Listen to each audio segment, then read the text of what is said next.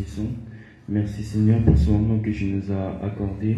Merci Seigneur parce que tu as fait que je puisse aujourd'hui partager la parole avec les autres, Papa. Je te remercie pour l'inspiration que tu vas me donner. Les brebis à un gardien, prit sa charge et partit comme Isaïe le lui avait ordonné. Lorsqu'il arriva au camp, l'armée était en marche pour se ranger en bataille et pousser des cris de guerre.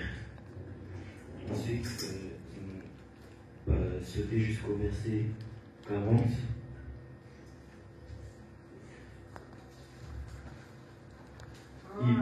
Il prit en main son bâton, choisit dans le torrent 5 pierres polies et le mit dans sa gibecière de berger et dans sa poche.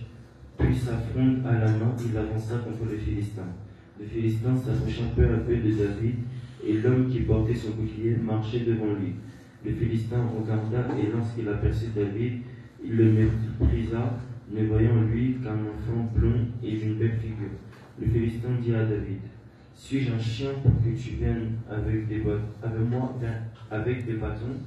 Et après l'avoir maudit par ses dieux, il ajouta: viens vers moi, et je donnerai ta chair aux oiseaux du ciel et aux bêtes des champs. David dit aux Philistins: tu marches contre moi avec l'épée, la lance et le javelot, et moi je marche contre toi au nom de l'Éternel des armées, du Dieu de l'armée d'Israël que tu as insulté. Aujourd'hui l'Éternel te livrera entre mes mains, je t'abattrai, je te couperai la tête. Aujourd'hui je donnerai les cadavres du camp des Philistins aux oiseaux du ciel et aux animaux de la terre, et toute la terre saura qu'Israël a un Dieu, et toute cette multitude saura que ce n'est pas l'épée ni la lance, et l'Éternel sauve, car la victoire appartient à l'Éternel, et il vous livre entre nos mains. Aussitôt le Philistin se mit en mouvement pour marcher au-devant de David. David courut sur son champ de bataille à la rencontre du Philistin. Il mit la main dans sa gibecière, il prit une pierre et la lança avec sa fronde. Il frappa le Philistin au front et la pierre s'enfonça dans le front du Philistin. Il tomba contre terre. Boudé comme Isaïe l'avait envoyé, il n'aurait pas accompli cet acte de vaincre Goliath, et il aurait raté peut-être une occasion que maintenant on n'aurait pas parlé de lui, on n'aurait pas fait référence de lui, de David et Goliath.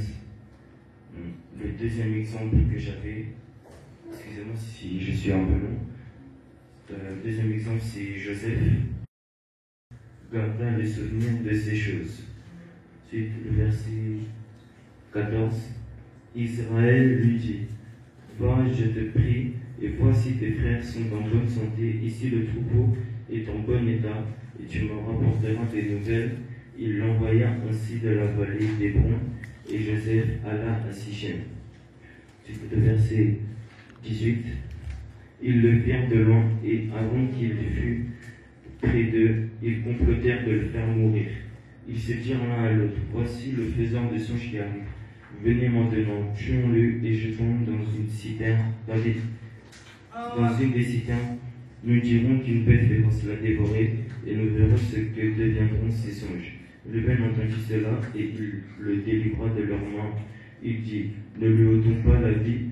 Ruben leur dit: ne répandez point de sang, jetez-le dans cette citerne qui est au désert, et ne mettez pas la main sur lui. Là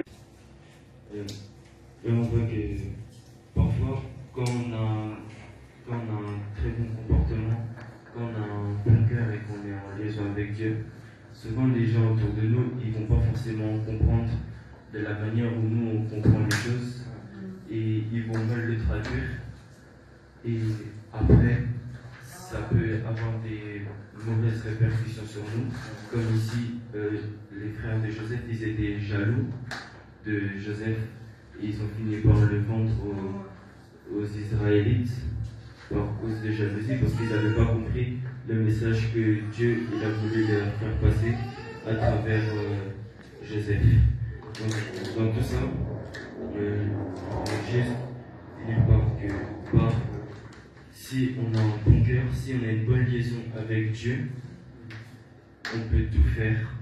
On peut on peut tout faire sur la terre, mais si on n'a pas un bon cœur, tout ça, ça va servir à rien du tout. On peut être mauvais, on peut être mauvais aux yeux des gens, avoir un bon cœur au niveau de Dieu, et être bon devant les gens et avoir un mauvais cœur devant Dieu. Mais ce qui va compter, c'est d'avoir un bon cœur aux yeux de Dieu. Merci. Amen. Amen, amen, amen.